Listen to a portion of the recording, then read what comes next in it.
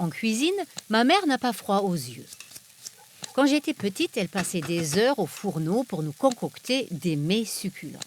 Et il y avait une recette grâce à laquelle elle pouvait montrer tout son art. Au début, ça paraissait simple. Elle fabriquait une pâte avec de la farine, des œufs, du sucre, du lait et de la levure et formait des boules.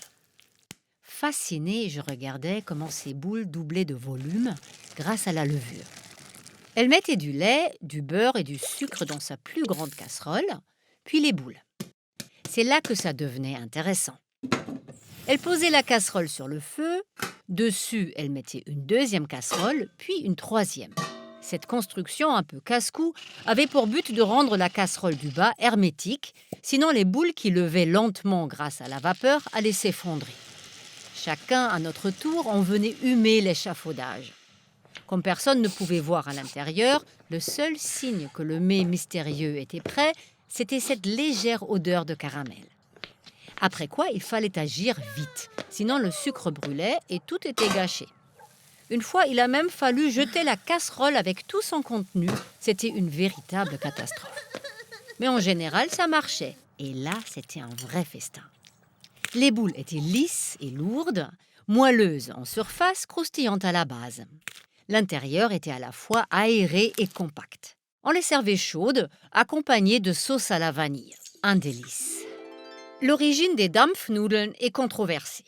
Quand en 2008, les Bavarois veulent intégrer ce mets à leur liste de spécialités régionales, les Palatins dans le sud-ouest de l'Allemagne se rebellent sur le champ.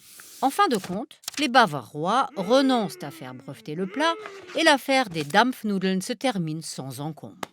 Mais pourquoi la Dampfnudel est-elle si importante pour les Palatins ?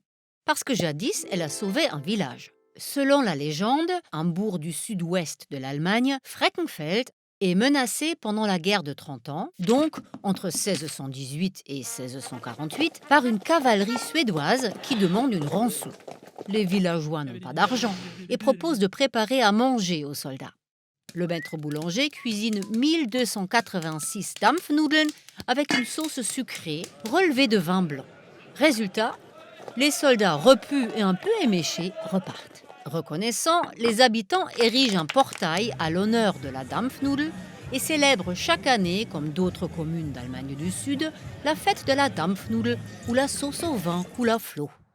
Depuis que j'ai quitté le domicile familial, je dois faire mes Dampfnudeln moi-même, d'après la recette de ma mère, avec une petite différence. J'utilise une seule casserole qui a un lourd couvercle en verre parfaitement hermétique. Je vois donc quand les Dampfnudeln sont prêtes pour les retirer avant qu'elles ne brûlent. Prudence et mère de sûreté.